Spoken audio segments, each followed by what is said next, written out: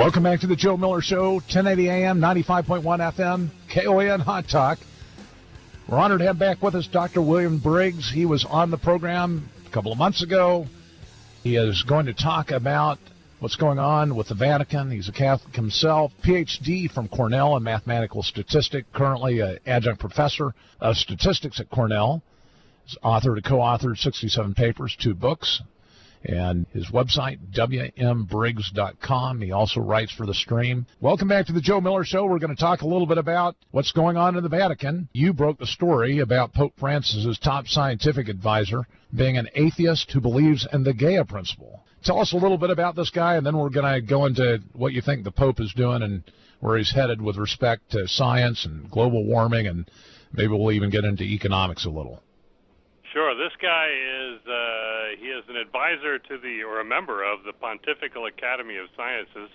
His name is Hans Schellnhuber, and he is a quantum physicist who's turned his attention to the climate.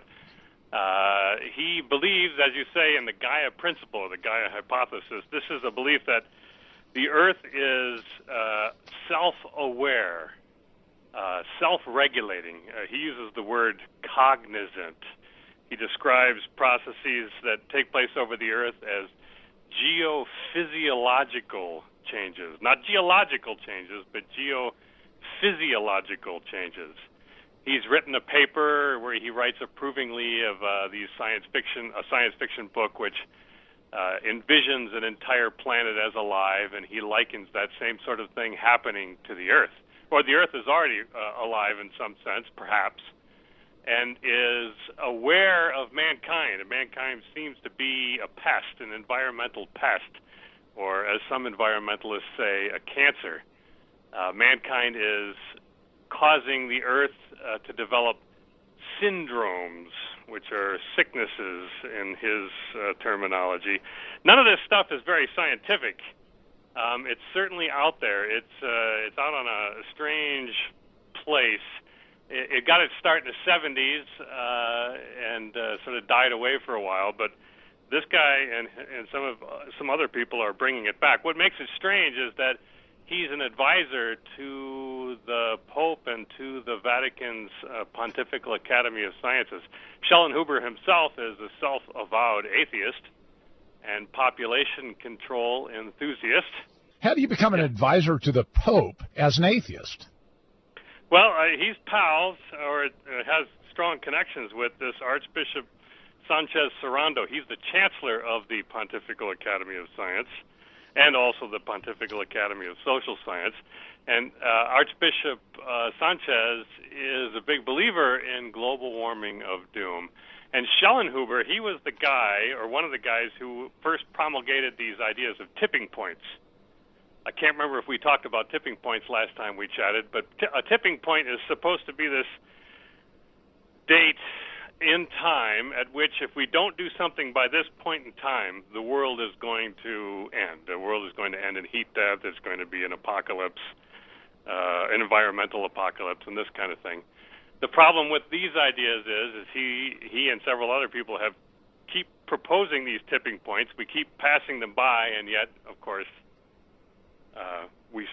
we're still here. It's not too late to do something. It's always coming up, whatever this is in the future. It's not too late to do something if we don't do it soon, they keep saying it. It's always soon. We have to have action soon. And so what kind of action is Hans Schellnhuber promoting? Trying to get this is the big thing. Yeah, that's exactly right. So he came out, and people are going to think I'm a conspiracy nut when I tell you this, but these are his words, everybody. These are not my words. This is his idea. He envisions what he calls the gross transformation, the great transformation of the world into a one-world government. This is the only way that he can see that all of our ills will be cured. He proposes an Earth Constitution, which will guide humanity on its quest for freedom. It will have a global council, he says, that will be elected directly from every member, every human being on the planet, and it will have a planetary court which will be a legal body, which will set fines and penalties and this kind of thing for going against whatever the Global Council says. So he's envisioned a system in which he has a one world government which gets to define and decide what the problems are going to be, and also gets to set the penalties for not complying with whatever the Global Council says we should do. And it sounds like the Pope is taking some guidance from him. In fact, the encyclical that came out recently, the Pope suggests some form of international response or governance to some of these issues that the world is facing allegedly environmentally. He does. It's hard to know. I mean, there's lots of rumors and things like this that nobody really knows, but there were lots of people who have boasted at least writing parts of, or at least helping with the draft of this encyclical. So the Pope does say that in the encyclical that we should have a stronger and an efficient international institution with functionaries that are appointed by all the governments of the world, and here's the big thing, empowered to impose sanctions, which sounds just like his planetary government. So anybody else in this Pontifical Academy of Science that's pushing this direction? I mean, obviously the guy that selected Schellnhuber to join in, but is it populated by people like this? Unfortunately, yes. There's lots of people. In fact, the Vatican's going to have another. They had a big meeting before, back in April, which was convened to talk about this global warming problem, and both Archbishop Sanchez and Schellnhuber boasted openly to the press that they were able to keep out scientists like myself who are skeptical of these, doomsday sort of predictions. So they're going to have another one that's coming up. This will interest you guys. We could talk about this after the break. They're going to have people such as Bill de Blasio, the socialist, self-labeled communist mayor of New York City, Jerry Brown, the governor of California, and other people are going to the Vatican next month to have another conference on global warming. I guess they're calling it climate change and modern slavery or something like this. So they're bringing all of these politicians in, all these left-wing politicians, to come and talk about something about which they know little to nothing. And it's a very confusing situation for Catholics like myself. As a scientist myself too, why can't we get a voice in this? Why are we accepting all of these non-scientists' opinions about what's going on? So that's a big question. So we've only got 45 seconds left, but is the Pope getting played, or do you think this is his true view? I think it's partly that he must be. So he has said himself that he does not read scientific journals. He doesn't watch the television. He only reads one newspaper. So he's relying on these sources to provide him with all the information he can get on this. So. Right, and he's surrounded. He has been historically surrounded by folk on the left. We saw, of course, recently in Bolivia what happened there with the exchange of the crucifix on a hammer and sickle. A lot of folk within the Catholic Church very concerned. We'll talk more about the upcoming conference in the Vatican, maybe some of these economic issues after these messages with Dr. William Briggs. Stay with us.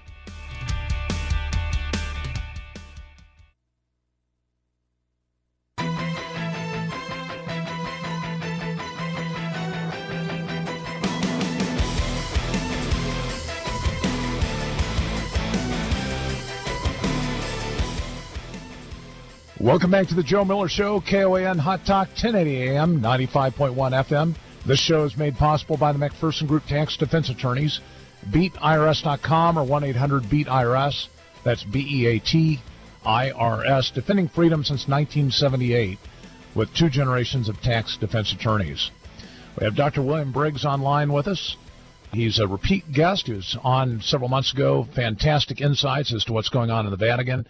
He's a statistician, adjunct professor at Cornell, has a Ph.D. in mathematical statistics from Cornell. He's a philosopher. He's co-authored or written 67 articles and books, and is very much in tune with what's happening on the science side of things. Dr. Briggs, thanks for staying on with us and talking about what's going on in the Vatican for another segment on the Joe Miller Show. Very much my pleasure. Thanks for having me. So, Dr. Briggs, at the last segment, we were talking a little bit about this new conference that the Vatican has scheduled, and it's entitled something like Climate Change and modern slavery. You indicated that you wanted to go but have not been invited. Before we get into who actually is out there that's trying to provide an alternate view, why don't you tell our audience a little bit about what you expect out of this conference in the coming month? I expect the media to eat it up. I mean, the people he's invited, the Archbishop Sanchez Serrano, who is the Chancellor of the Pontifical Academy of Social Sciences, which is sponsoring this meeting, are people like Mayor Bill de Blasio, the socialist mayor of New York City. I mean, that's his own appellation. That's not me saying so. He is a well-confirmed socialist. You got Jerry Brown, the governor of California. You have the mayors of San Francisco and Portland, Oregon, and things like this. I don't know what these people are expected to do at a conference that's about slavery and climate change. I don't think that there's much slavery in climate change, or rather slavery caused by climate change going on in the United States. Yet these people are all going to get there, and they're all going to confirm that, yes, indeed, the world is in trouble and we need to do something about it. And the something that they'll suggest is the same: greater governmental control and scope over every aspect of your life. Well, it seems like they're almost trying to provide or generate political support for basically what they're proposing, that is, increased international controls to guard against what they perceive to be detrimental climate change. That's exactly right. That's what they want. They're pushing this. There's the big September meeting at the UN. The UN's going to have its big meeting. The Pope's going to be there, pushing for these things. And then there's the meeting in Paris, the so-called COP21, where they're going to push for yet another climate treaty. The Kyoto Protocol, that's expired, and they want something new. So this is the big push, because I think they realize if they can't get something now, they may not be able to get something in the future. And with respect to this push, I mean, how much influence is the Vatican going to have in that? I mean, do you think they're actually going to be the catalyst to some sort of new international controls? I think they're one group among many. I mean, many governments are pushing for this. The United States government is pushing for this. Many governments in Europe are pushing for this, and they're delighted that the Pope seems to be agreeing with them on these matters. The Pope certainly has called out in Laudato and said and sort of backed up many of these claims about global warming. Unfortunately, this is where he gets these bad advice. These claims just aren't so. He claimed in the Laudato Si that the temperature is increasing. It's not, and it hasn't been for some 20 years now. He claimed that thousands of species are dying a year. That's not so, unfortunately. He claimed that the sea levels were rising dangerously, and that's not true. He claimed that storms are increasing. Unfortunately, that's not true. Storms are down in both size and intensity and in number. So what is actually happening, what is really going on in the world, is beside the point to all these politicians. They don't care to know this kind of thing. They're not going to let reality intrude on their political goals. And so they're using the Pope for this. And they certainly don't want people like you showing up and rocking the boat. Now, you've actually tried to get into at least the upcoming conference on climate change and slavery. Your efforts have been rebuffed, I assume. I tried to get in the last one, too. I'm a nobody, so maybe I shouldn't have the expectation that I'd be able to get involved in these kinds of things. But I am at least a climate scientist, a bona fide one, unlike some of these other people that they've invited. The last one, the Heartland Institute, sent a contingent. They tried to get in, too. They were also rebuffed, but they at least were able to hold a sort of media event that got a lot of attention. So this kind of thing is very helpful. They did this outside the Vatican's walls, simultaneous with the last conference that they had. This one, too, I've written people behind the scenes, this kind of thing, but there's no traction. They don't want to invite anybody who will cast a pall on their beliefs that the world is doing very poorly. So I don't know Are there any confirmed skeptics at all that are going to be attending the next conference? Not that I know of. I haven't heard of a single one. There was none in the last conference either, not one. Well, it sounds like more of a dictate than a discussion and dialogue, which is regrettable. I wanted to shift. We just have a couple of minutes left on this segment over to the Pope and, of course, the recent statements he made in Bolivia. Of course, a lot of folk have identified him sympathetically with socialism. The statements that he made in Bolivia seem to be a little bit over the top, and maybe I just haven't been tracking him as well as I should. Do you have any perspective on what happened there, his reception of the cross or the crucifix on the hammer and sickle? Anything strike you as unusual in that interchange? Well, let me just tell everybody this first. The Pope, he visited these slums, for instance, and as deeply cared about the people there, as we all should. There are certainly areas in the world that are doing very poorly, and we should all have sympathy and compassion for the poor. The question then becomes, how do we help these people? Do we empower secular government, socialist secular government, in order to bring relief to the poor?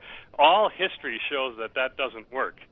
The Pope, it does seem that he has some of these leanings. He did say we don't want to say too much, because even the Pope himself said on the return flight back to Rome, he said, well, he didn't know very much about economics, and that he would certainly study up on it and try to respond to some of the criticisms that he was receiving. It's a very strange situation where he's calling for all of these governmental interventions, yet doesn't quite, I don't think, grasp that these politicians are ready to use him or use his words to increase their power. And it's the old joke, I'm from the government and I'm here to help, and that's what people are trying to do down there. They're just trying to increase the size and scope of government, and that's not a very good thing to do. Well, when you looked at his response when the Bolivian president tried to shove this hammer and sickle crucifix to him, I mean, he smiled and received it politely, leading to a lot of criticism, but then there was a confounded look on his face, like, wait a second, maybe I shouldn't be doing this. I mean, surely, though, this guy, you aren't attributing to him an intellect that's below average. This guy's got to be a bright guy to have gotten elevated to the position he's in, right? Well, we don't want to, listen, if he would have taken that hammer and sickle thing, and start waving it above his head and yelling power to the people, then we'd be able to say something. You have to be generous. Somebody's giving you this gift. But, he was wearing a very similar crucifix around his chest at the time in a medallion form. Wow. So what he thinks about it, we don't know.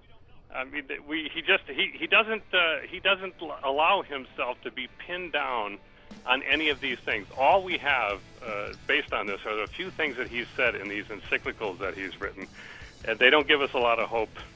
Dr. William Briggs, I appreciate your insights. I'm sure we'll have you back to give us updates on what's going on, especially as we get closer to the conference. Appreciate the work that you're doing to try to bring attention to it and also to make your voice heard. That's what everybody has to do, and pray to God in heaven that we can reverse the course of this stuff. Thanks again, Dr. Briggs. Appreciate you being on the Joe Miller Show. Thank you very much for having me. Stay with us. Dr. Michael New next on the Joe Miller Show after these messages.